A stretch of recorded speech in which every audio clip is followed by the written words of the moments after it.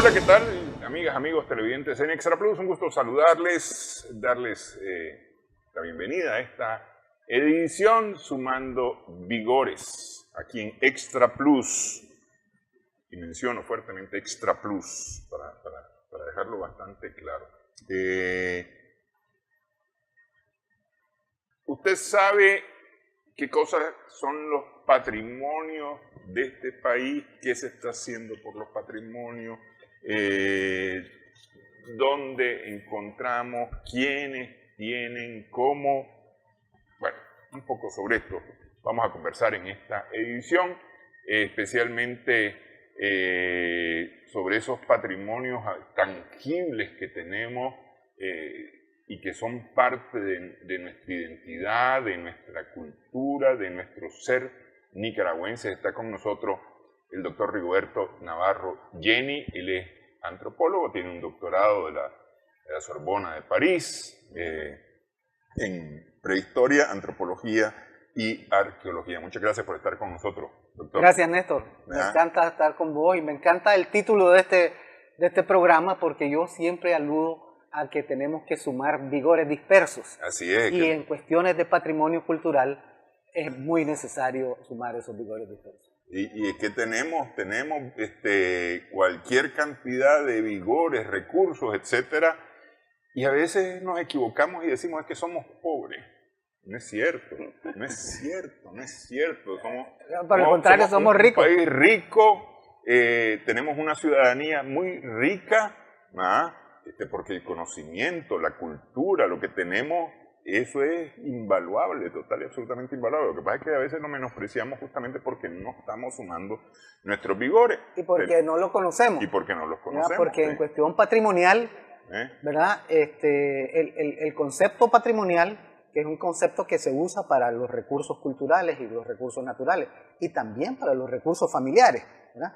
Si comparamos lo patrimonial a nivel de la familia, si no conocemos el recurso que tenemos, no lo podemos administrar. ¿Cómo podemos proteger un recurso familiar, nacional, local o municipal si no lo tenemos enlistado, si no lo tenemos visto, si no lo conocemos?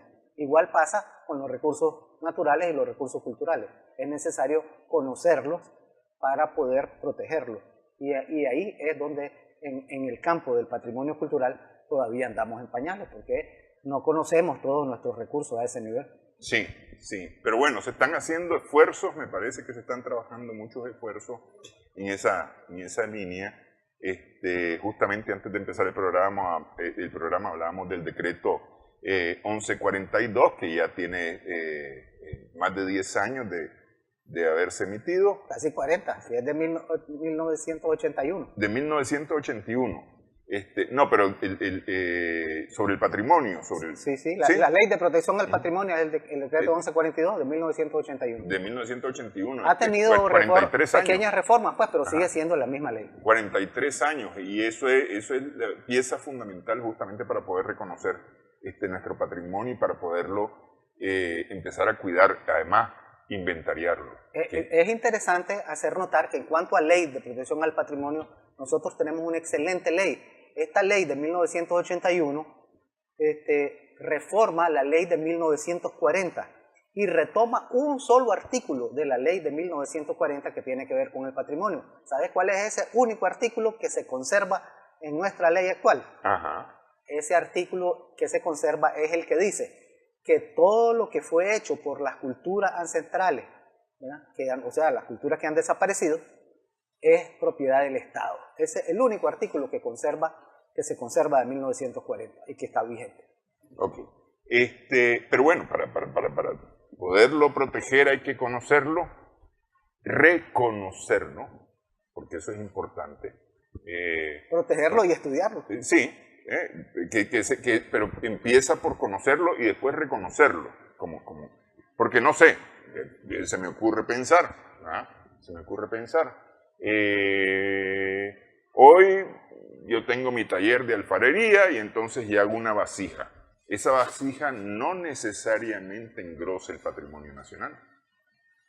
No necesariamente. Algún florero, pues no necesariamente engrosa el patrimonio nacional. A menos que sea destacado y obtenga premios nacionales e internacionales, pasaría a ser parte del patrimonio artístico, pero es un objeto contemporáneo.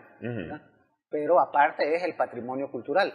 La Ley de Protección al Patrimonio Cultural de la que hablábamos especifica que los objetos que fueron hechos por las culturas desaparecidas son propiedad del Estado y son parte del patrimonio arqueológico y el paleontológico también, que eso corresponde a los huesos de los animales desaparecidos. Que son los que se han encontrado recientemente, y cuando digo recientemente estoy hablando de los últimos 50, 60 años en Nicaragua, por ejemplo en el bosque en Estelí, ¿no? Bueno, sí. En esa zona, ese es el único que se ha estudiado, pero si nos pusiéramos a estudiar ese territorio, encontraríamos otros lugares, porque si esos animales estaban ahí, no era el único lugar donde existían, ¿verdad? Y realmente si tuviéramos intención o tuviéramos visión, ya tuviéramos un corredor de megafauna en Nicaragua que sería único en Centroamérica. Sí, porque alguien por ahí nos comentó en YouTube a propósito de uno de nuestros programas referidos al patrimonio nicaragüense, nos decía, encontraron restos de mamut en Costa Rica. ¿Cómo explican ustedes que no hayan pasado por Nicaragua? Pues está demostrado hace rato que incluso hay 2 especies de mamut encontradas en Nicaragua. Y me parece que eso tiene que ver también, es decir, sí se han encontrado, pero no hay mucha divulgación. Uno, me parece que conocemos poco, y vuelvo al tema de conocer y reconocer. Conocemos poco, por un lado, se divulga muy tímidamente, tal vez las personas que están en el círculo conocen acerca de, pero no hay... Las publicaciones no son masivas porque no hay mucho apoyo para producir ese tipo de materiales, pues. Hay que tener claro que el mamut desapareció en una época entre los 9.000 y los 11.000 años atrás, ¿no? Entonces todo ese material que se conserva por características especiales del suelo, del clima y de los propios huesos. No creas que solo por hecho que es viejo se va a conservar, porque el porcentaje de conservación es bien bajo en fosilización. Por darte una idea, si hablamos de toda la población de los Estados Unidos, ¿verdad?, que son alrededor de 400 millones de personas, de esa totalidad de huesos de gente, en el futuro se van a fosilizar solamente alrededor de 67 huesos, para que tengas idea de la proporcionalidad de fosilización. Entonces, encontrar un individuo fósil articulado, o sea, con sus huesos completos, es una cosa fantástica. O sea que lo que nosotros tenemos en el bosque es una cuestión que es un tesoro fósil, es un recurso paleontológico muy particular, muy único, que no lo apreciamos bien. Gracias a Dios que la alcaldía de Pueblo Nuevo ha reconstruido a talla natural esos grandes animales y uno los puede ver en el parque actual de Pueblo Nuevo y disfrutar de más o menos como eran en la época, pues. Sí.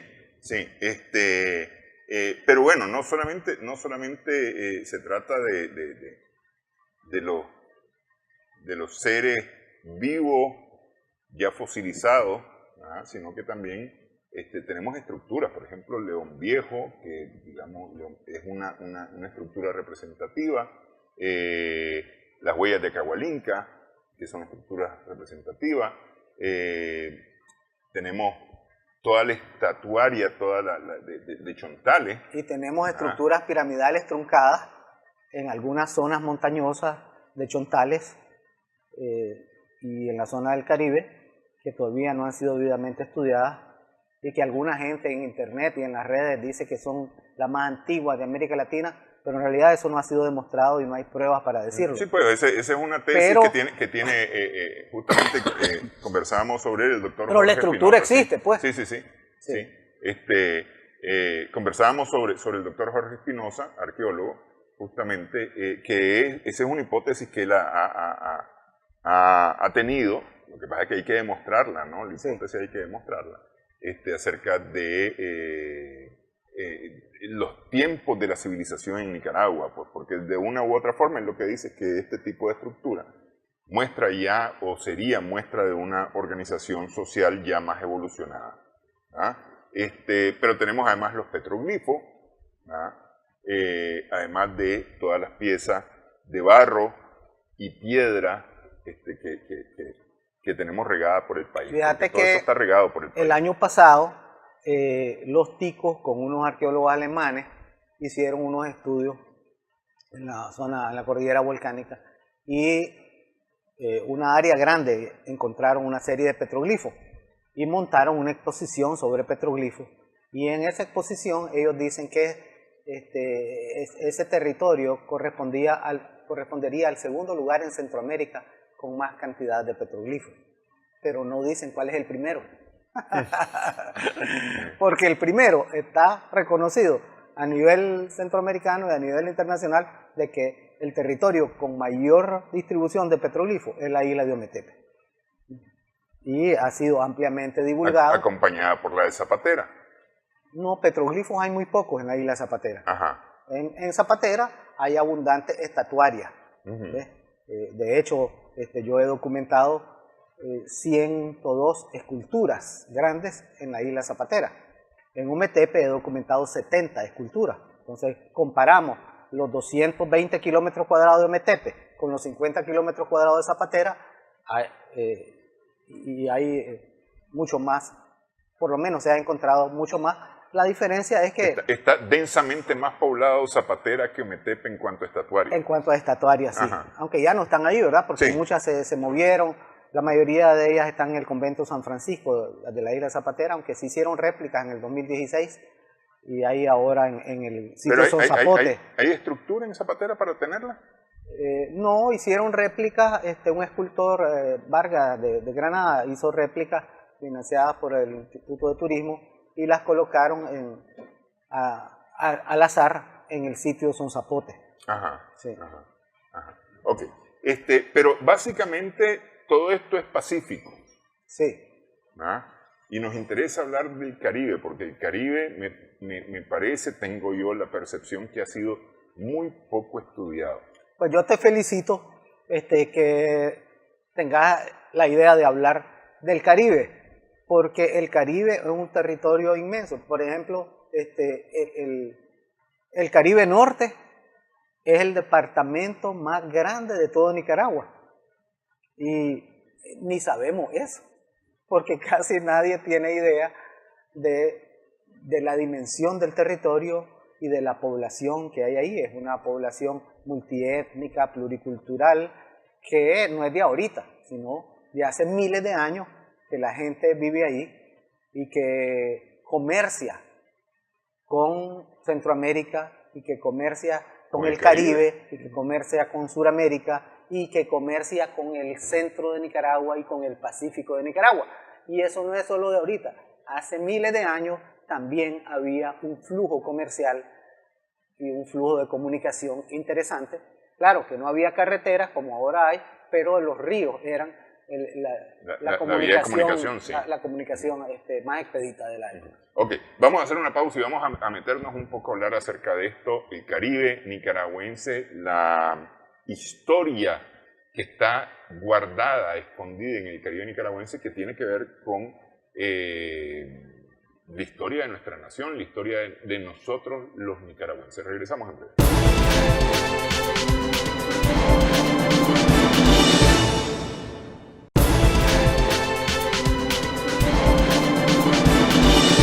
Estamos aquí conversando durante la pausa, estábamos aquí platicando un poco de la costa Caribe con el doctor Navarro Yeni, Rigoberto Navarro Yeni.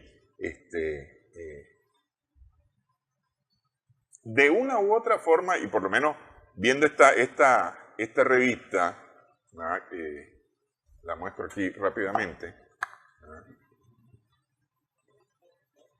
del 2018, una revista del 2018, con un artículo en francés, escrito por el doctor Rigoberto Navarro, que dice que todos los expertos en ciencias antropológicas de América Central están obligados a conocer los trabajos de Edward Consemius, que nació en 1892, murió en 1931. Y él se metió mucho a la costa Caribe. Creo yo, no sé, es un asunto de percepción, porque hemos hablado, está Consemius, está, ¿cómo se llama? El alemán también, que de una u otra forma han contado sobre este país, ¿verdad? Sobre lo que han visto, lo que han encontrado, y más o menos da la punta de lanza, digamos, para poder establecer estudios más serios, más profundos acerca de lo que tenemos. Más extranjeros han hecho eso que nicaragüenses, me parece. Sí, exactamente. De hecho, a nivel nacional, pues no solo en el Caribe, la arqueología de investigación recae en proyectos extranjeros porque son los que traen financiamiento.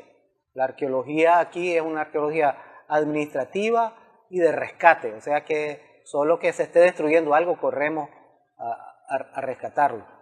Pero no hay presupuesto para hacer proyectos de investigación desde la perspectiva del Estado, a menos que algunas organizaciones independientes hemos hecho eso. ¿Es muy caro? La arqueología es costosa porque requiere moverse al terreno con una serie de personal especializado, con una serie de equipos, varios vehículos, y permanecer en el terreno mucho tiempo para excavar, y excavar despacito, ¿verdad? A veces excavamos con una palita chiquita, con una brochita, ¿verdad? Para que tengan una idea, si encontramos un entierro, el promedio para excavar un entierro precolombino es de una semana. ¿Ves? Y eso depende de la tierra, si está dura o está suave. Si la tierra es más suave, un poco más rápido. Entonces, todo eso es recurso y hay que, bueno, eso significa que se contrata guías y que permaneces en el terreno comiendo y alojándote fuera de la casa, pues, fuera de la ciudad. Eso es costoso. Y después, por cada día en el terreno, el arqueólogo pasa un promedio de 4 días de laboratorio más 2 días de redacción de informes.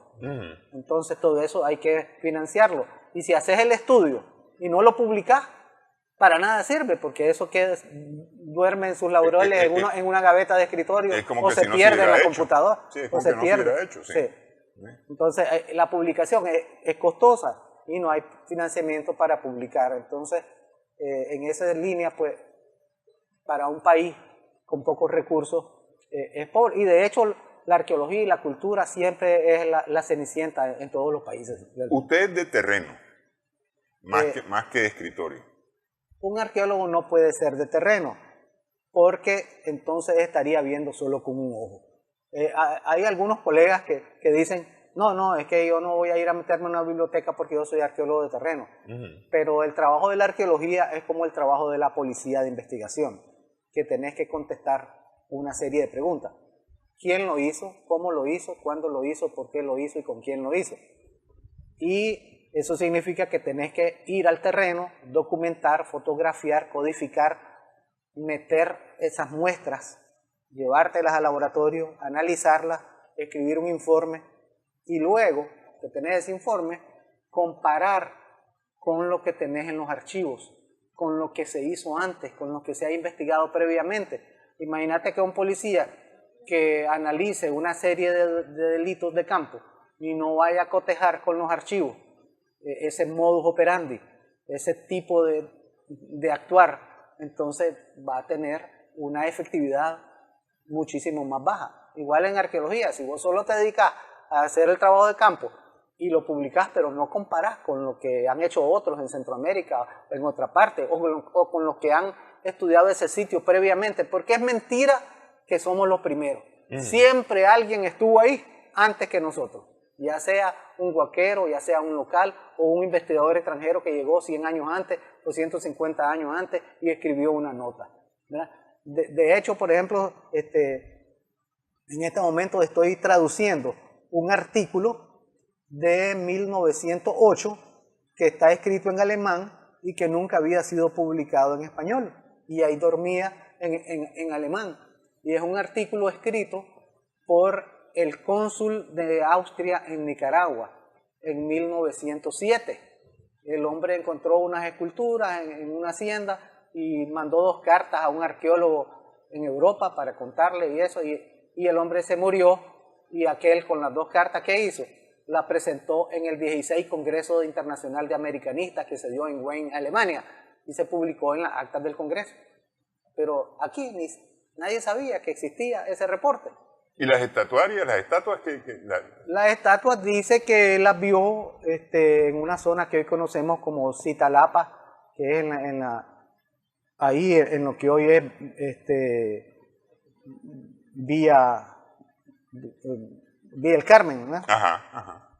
Y ahí se quedaron. Él quería comprarlas, pero el autor pues de la nota quería comprarlas, pero después no se supo qué pasó. Pero hizo unos dibujitos a mano alzada, y por lo menos esos dibujitos nos dan idea de la iconografía, y que con esos dibujos ahora podemos promover una distribución más amplia de la escultura que es tipo zapatera, ¿verdad? Y extender esa estatuaria hacia la zona de Managua, porque eso está en la frontera, en los límites entre Carazo y Managua. Eso por ponerte un ejemplo, pues ahí tenés a Consemio, que hizo una serie de estudios que han sido publicados, algunos traducidos por el doctor Inser, sí, sobre el Caribe, que son muy interesantes antecedentes, porque muchas de las cosas que se veían a inicios del siglo XX ya han ido desapareciendo. Justamente con el doctor Inser Barquero hicimos un programa a propósito del señor Consemius. Está puesto en el YouTube para el que tenga algún interés en conocer qué habíamos conversado antes sobre el doctor, prácticamente cronista, más que un investigador, era un cronista, Consemius, pues porque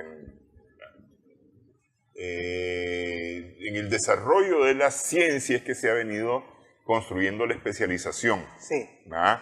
Entonces, muchas de las personas que estuvieron en Nicaragua, que han pasado por Nicaragua y que han escrito sobre Nicaragua, prácticamente lo que tienen son crónicas más que estudios profundos.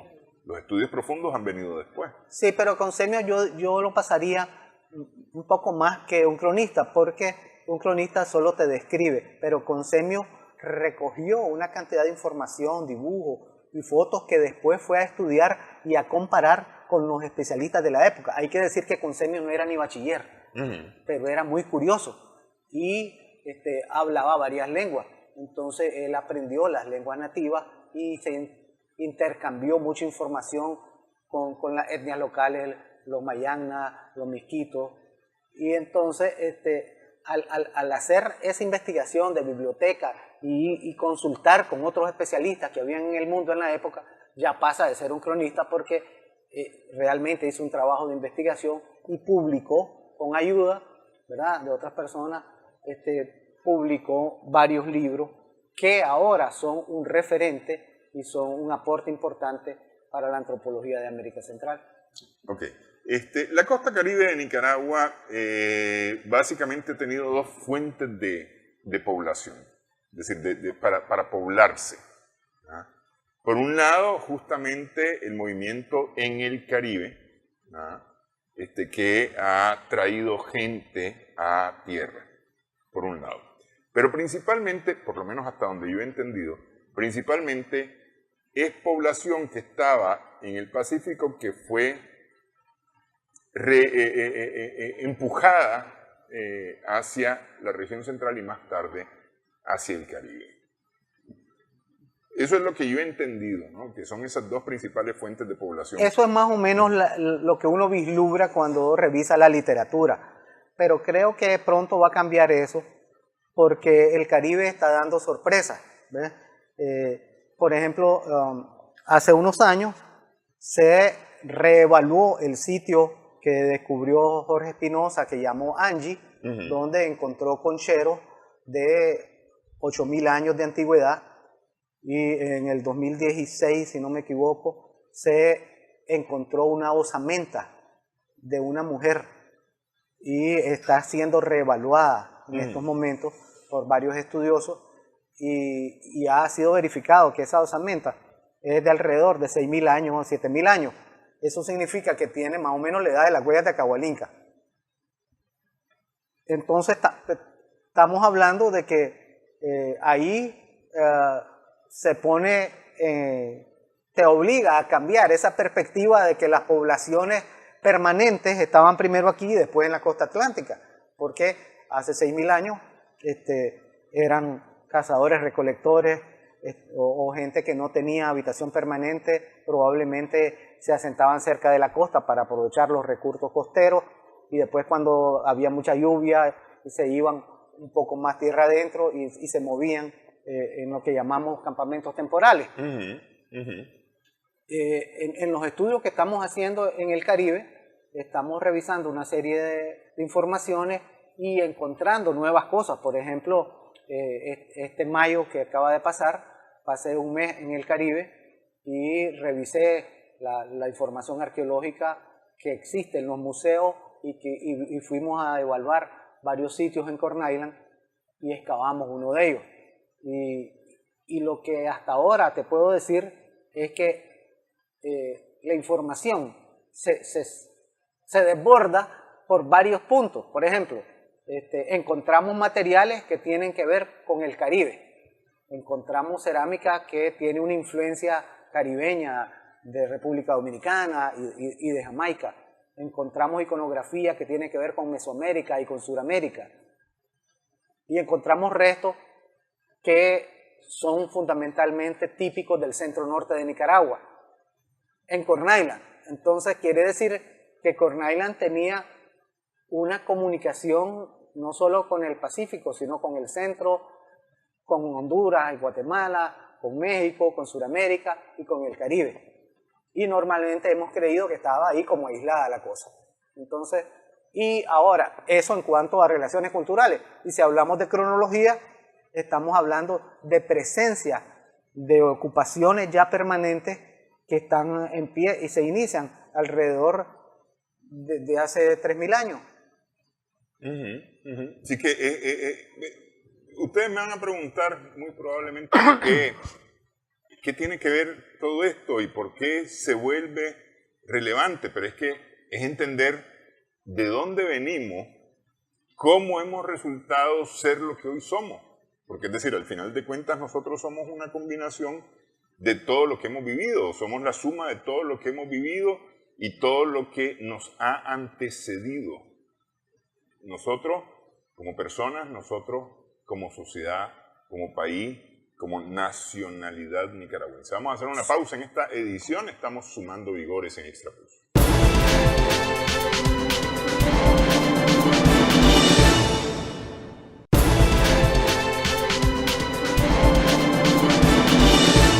Continuamos en esta edición, estamos conversando con el doctor Rigoberto Navarro Jenny, arqueólogo, antropólogo, acerca de la historia de Nicaragua en su origen, pero no lo que está escrito, no las crónicas que están escritas o las crónicas de India, por ejemplo, que cuentan más o menos, o las investigaciones, sino bien justamente el resultado de las investigaciones antropológicas, arqueológicas, nos han venido mostrando más o menos cómo fue el asunto con Nicaragua precolombina, porque tenemos mucho de la Nicaragua colonial, sí, pero de la precolombina es de la cual poco sabemos. Quiero referirme a esa palabrita que decías que somos la suma. Somos la suma de todo. Y estoy de acuerdo de que somos la suma en lo genético y en lo cultural. Pero el conocimiento, ya no somos la suma de conocimiento porque hemos ninguneado el conocimiento prehispánico.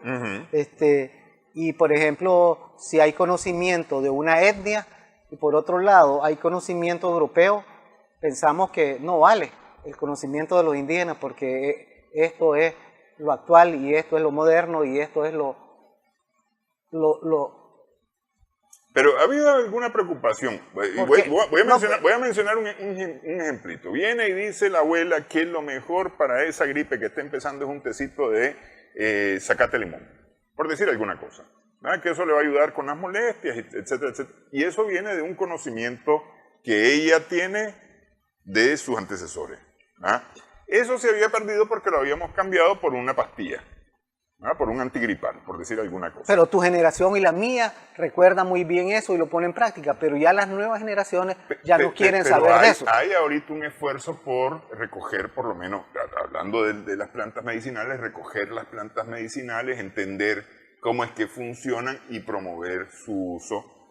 Ya más institucionalmente hay un esfuerzo. Sí, ese es un esfuerzo loable. Sí. Y en cuanto a la arquitectura, mencionábamos antes de estar en cámara, de que tenemos una herencia de construir en la época precolombina, que alguna gente lo conserva y otra no, pero la mayoría de la gente no. Por ejemplo, ¿cómo construían las casas en la época precolombina?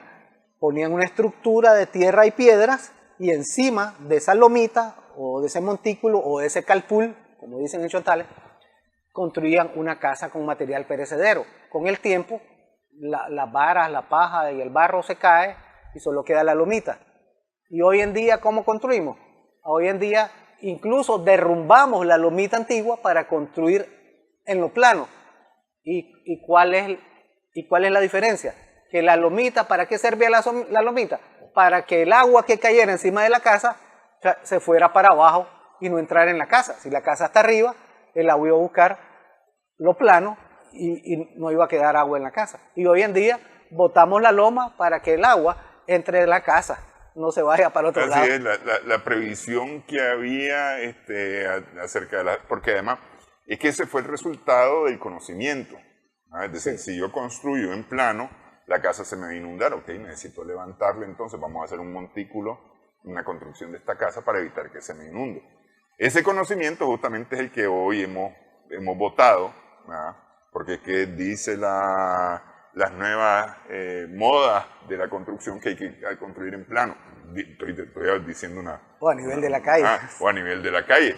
Pero espérate, a ver, esta es una zona que se inunda. A lo mejor allá funciona, pero aquí esto no nos va a funcionar. Es decir, allá a la cuadra eso puede funcionar. Y otra cosa interesante es que las poblaciones prehispánicas están relacionadas con las fuentes de agua, pero nunca construían a la orilla de un cauce o a la orilla de un río, porque sabían que tarde o temprano el agua les iba a afectar. Y hoy en día eso no se respeta. La gente entonces se ponen en riesgo por no tener esa previsión. Sí. De ahí nos hemos vuelto muy prepotentes. Los seres humanos en lo general nos hemos vuelto muy prepotentes y no respetamos a la naturaleza, porque eso tiene que ver con la naturaleza. Es decir, por ejemplo, el agua va a buscar siempre cómo avanzar sobre el camino que tenía previsto, y si no es en ese, pues va a bordear, pero por algún lado va a salir el agua. Y hay un dicho que dice, el agua siempre vuelve a su camino. Siempre vuelve a su causa, sí. Siempre vuelve a su causa, y eso lo desatendemos. Ok, ¿qué se ha encontrado en la costa Caribe,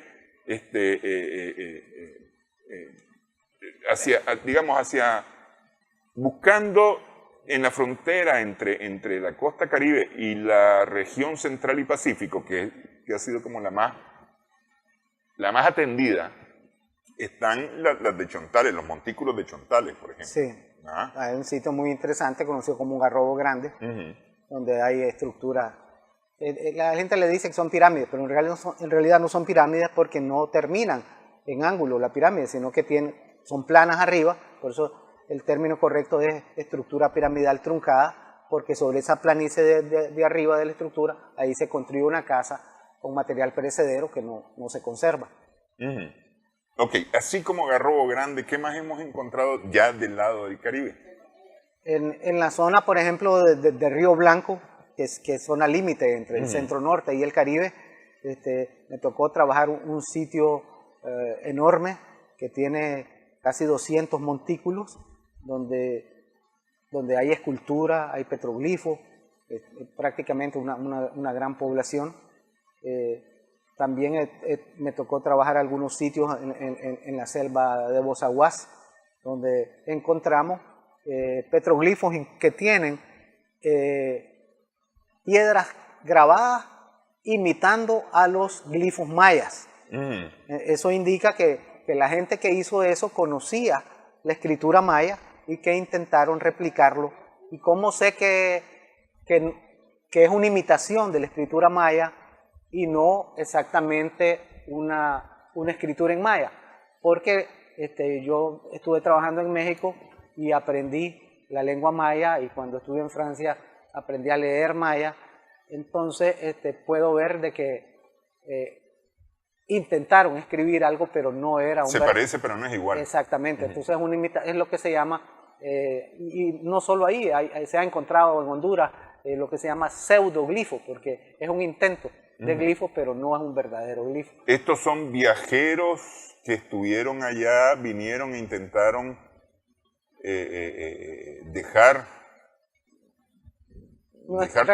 huella. Recordar que nuestro Caribe Norte no ha sido muy estudiado, pero sí antiguamente fue muy poblado, y de hecho hay la leyenda de la cual yo hablo en este artículo de Consemio, de lo que se llama la Ciudad Blanca, porque hay una gran cantidad de sitios ahí que no se han estudiado en el Caribe de Honduras, que antes era de Nicaragua, y en la Mosquitia nicaragüense también.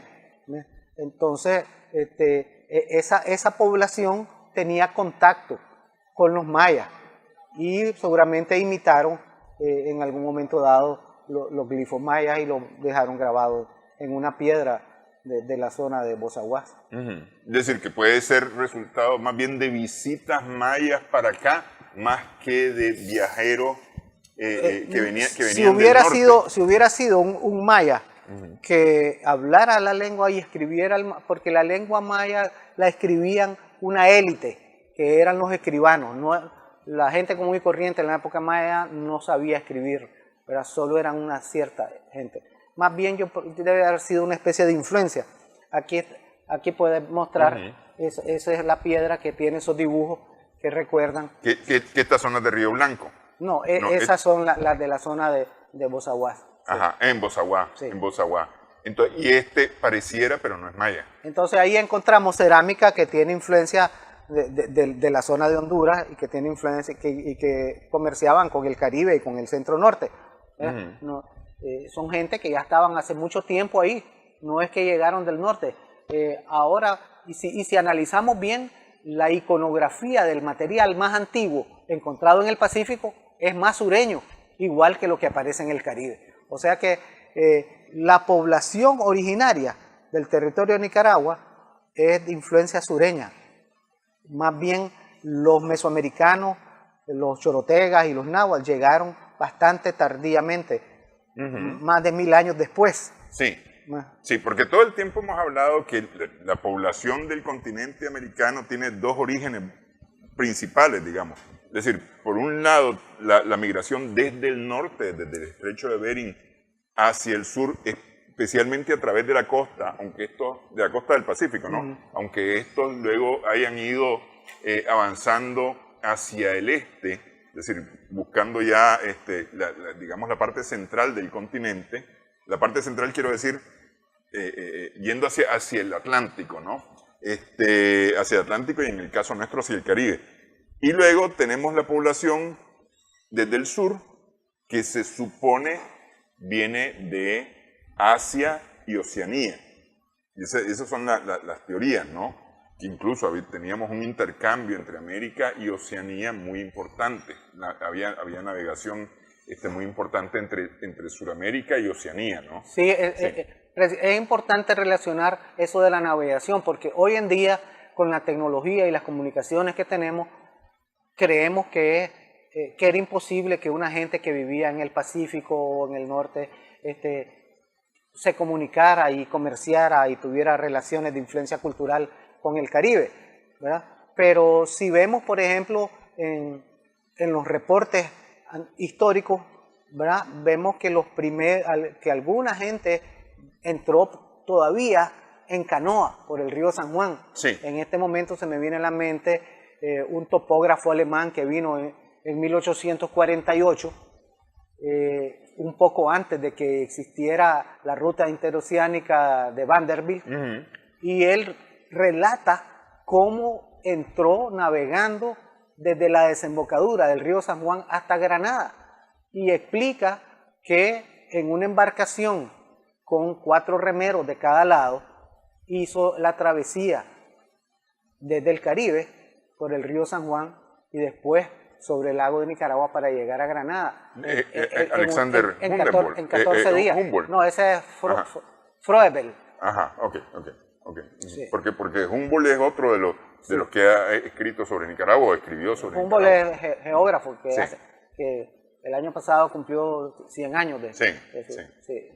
Entonces,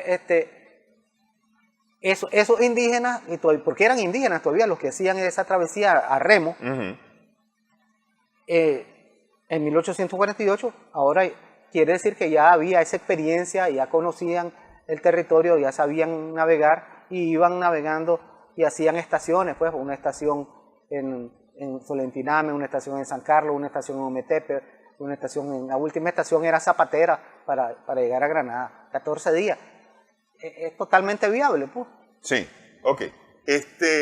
Y del Caribe, como Caribe, es decir, de las islas del Caribe, de las grandes islas del Caribe o de las pequeñas islas del Caribe, ¿tenemos influencia en nuestro Caribe?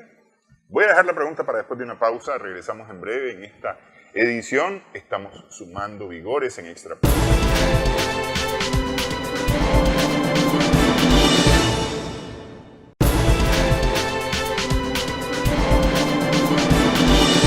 Continuamos sumando vigores en Extra Plus. Estamos conversando justamente del patrimonio, cómo el patrimonio nos funciona para podernos entender, para poder saber de nuestros orígenes, de dónde venimos, y conversamos con el doctor Rigoberto Navarro Jenny, antropólogo, arqueólogo. Decimos que se ha descubierto influencia del sur. Que provenía del sur de Nicaragua o hacia el sur de la frontera nicaragüense, ¿verdad? Porque hemos hablado siempre de la influencia que tenemos que ha provenido del norte. Sí. Normalmente hemos hablado acerca de esa. Sí, pero es que es sesgada, porque para poder hacer esa comparación hay que conocer las culturas del sur, y la mayoría de los especialistas que han trabajado en eso conocen bien Mesoamérica y conocen poco Suramérica, y entonces en ese sentido, entonces la comparación va a pesar del lado del conocimiento, pues. Sí.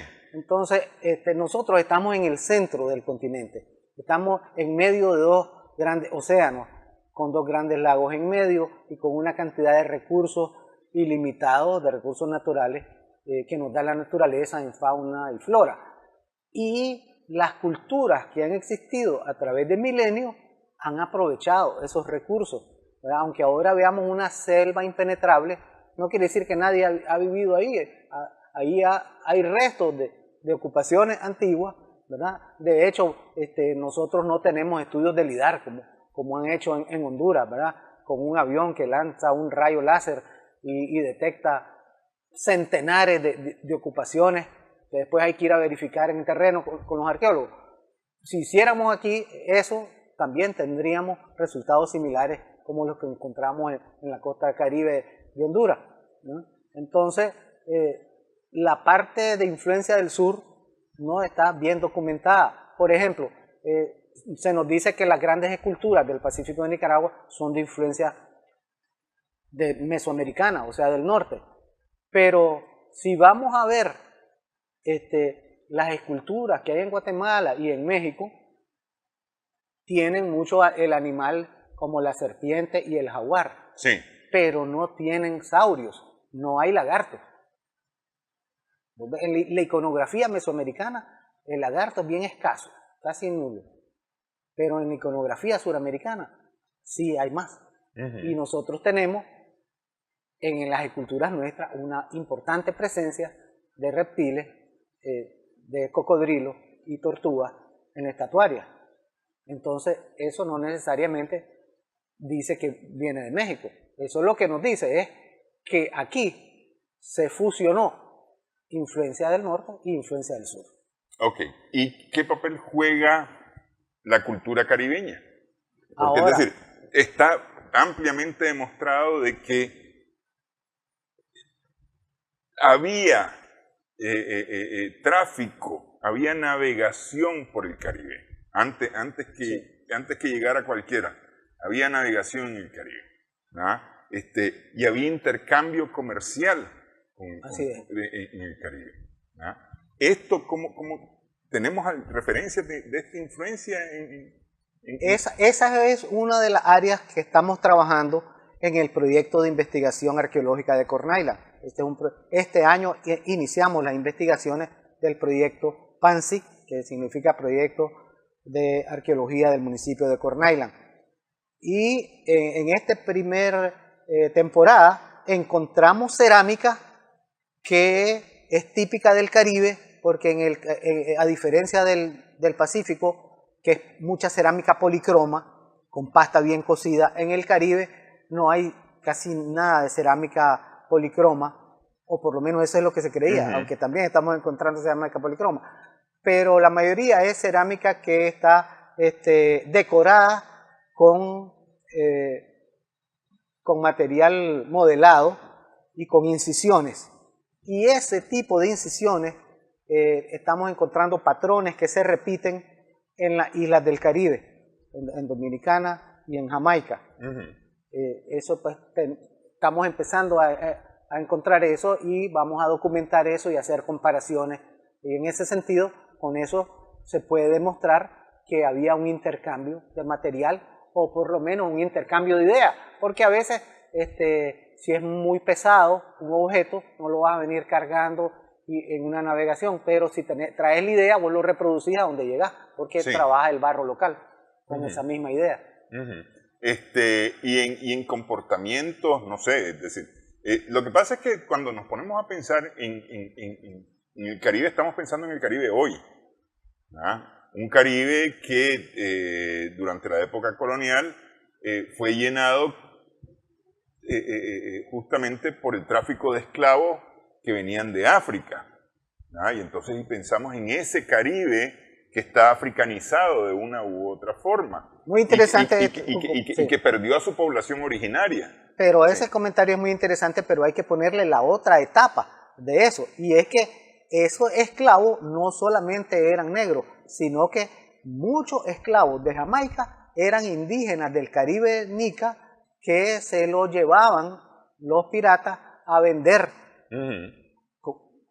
Trata de personas. Sí, no, por eso digo, es decir, es que hoy, por ejemplo, en la parte musical pensamos digo música popular, tal vez no música local, pero pensamos en una salsa, en un merengue como el Caribe. Sí.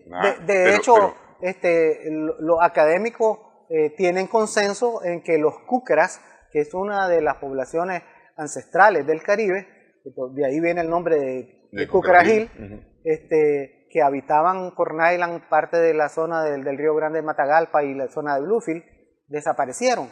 Desaparecieron fundamentalmente porque los piratas llegaban y se lo secuestraban y lo iban a vender. Y hay varios relatos, incluso de piratas, que describen el tipo de personas, las decoraciones que usaban, cómo se vestían. Hay unas buenas descripciones de piratas del siglo XVII que describen, porque hay que ver que estas poblaciones no desaparecieron en cuanto llegaron los europeos. Estas poblaciones sobrevivieron 200 años después a la llegada de los europeos. Sí, y fueron diezmadas de a poco. Y ya después ya desaparecieron porque también los misquitos que tenían armas suministradas por los ingleses también cazaban a otra etnia para venderlos como esclavos.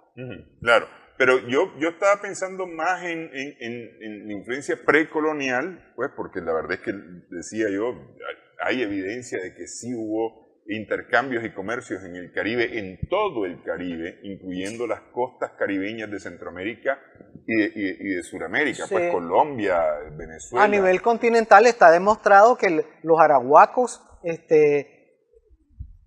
recorrían la isla porque hay en ese arco, ¿verdad? Del Caribe, de Dominica, ¿verdad? Cuba, Dominicana, Jamaica, y si vos te fijas, eso va haciendo un arco que termina hasta Florida y a veces da vuelta hasta el Caribe de América Central. Sí, sí. Bueno, pues este estudio apenas está empezando. Sí. Este de Corn Island apenas está empezando, ¿verdad? ¿Cuánto tiempo creen ustedes que van a pasar estudiando? Bueno, como decía mi profesor Eric Taladuar en la Sorbonne, uno tiene que ponerle límite a una investigación y entregar resultados, porque nunca terminar de investigar. Entonces, cuando crees que ya estás terminando, aparece algo que hay que profundizar en la investigación. Entonces él me decía, tenés que poner límite de fecha y cuando llegues a esa fecha, cerrar, aunque todavía queden cosas por investigar, vos cerrás y publicás.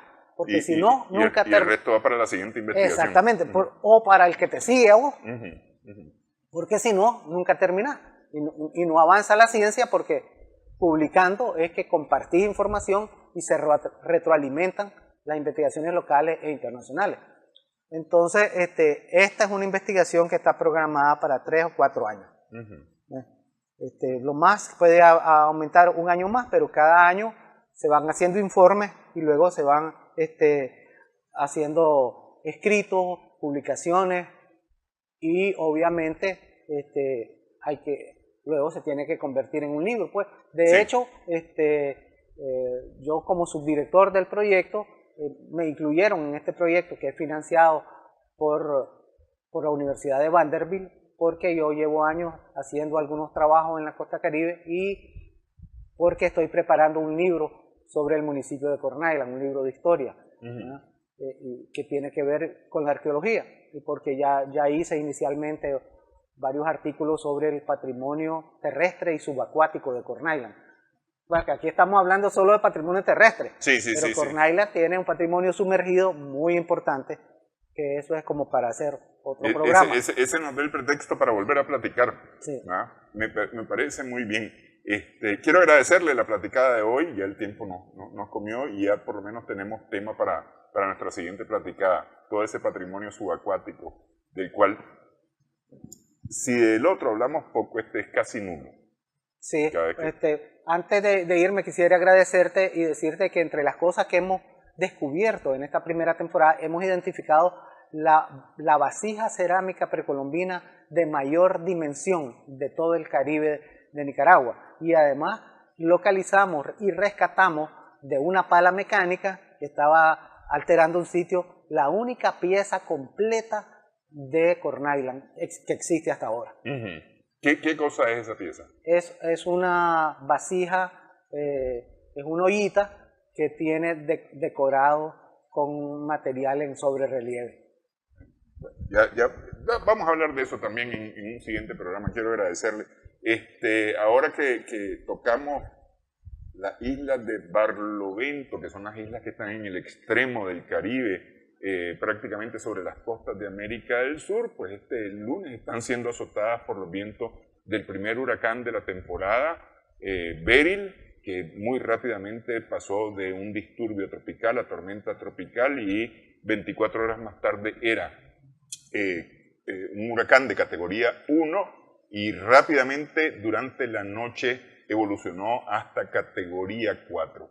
En la tarde-noche del domingo bajó la intensidad de sus vientos a categoría 3, pero este lunes amanecía con categoría 4 y con categoría 4 es que ha estado afectando a la isla de Barlovento en su ruta sobre el Caribe, que está previsto lo lleve muy cerca de Centroamérica hacia mediados finales de esta semana. Esperemos que disminuya sus fuerzas antes de venir para esta zona del planeta.